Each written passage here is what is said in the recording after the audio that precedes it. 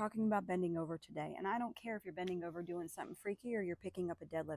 I am a 45-year-old woman who has had, unfortunately, 2 C-sections. So I, again, unfortunately, know a whole lot about what happens when you lack core strength or when you're in a good position with it. Okay, I don't ever want you to take my advice as the gospel, all right? You do what works for you, but you might find something helpful. And if you do, let me know. And if you don't, let me know. I watched a video the other day of a woman trying to explain a deadlift, and she showed a very curved back, which is what people show when it's like, no, don't do that in a deadlift. And then she tried to straighten everybody's backs out. So it looks something like this. And then she said, pretend there's a light and you're trying to shine the light out of your butt. It was very clever. However, when you take someone and you go like this, and then you hyperextend the back like this, to the untrained eye, that might look like a proper position. You pop your booty back like that and you've got nothing going on in the middle. 1, you're going to feel that hyperextension in your back right away. 2, if you're going to lift things up, I'm going to use that plant. If you're going to lift things up and you're not going to turn your belly on or you don't know how to, the legs will always override. And then you get stuck with either continuing to lift the thing or you have to put the thing down because you can't complete the lift. And again, I'm not talking about a deadlift. I drive it home all the time.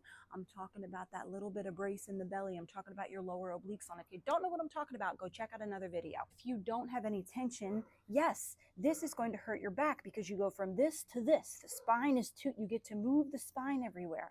However, if you take that and you exaggerate that backward position, take all of the tension out of your belly, and as you drive up, this doesn't seem too detrimental till your legs get to the top. And now what do?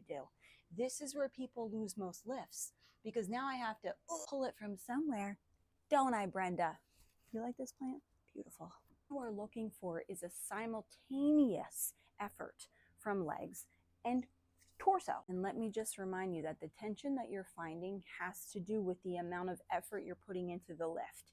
I don't want you squeezing your entire body as hard as you can to pick up a fucking plant, all right? But you have to have some in there because you have to practice the light stuff with intention so that you know what to do when you lift up heavy stuff. So when I go to bend over, no matter what you're doing, freak, what you're going to do is put tension in the belly. And then as you drive up, you're going to drive your feet into the floor, and then you're going to drive your shoulder and your chest up at the same time. That way you don't get stuck doing this, or you don't do this. Okay? Now pretend you're over and you're hanging out and you're like, I like that, or I hate that, and then comment and let me know. Okay?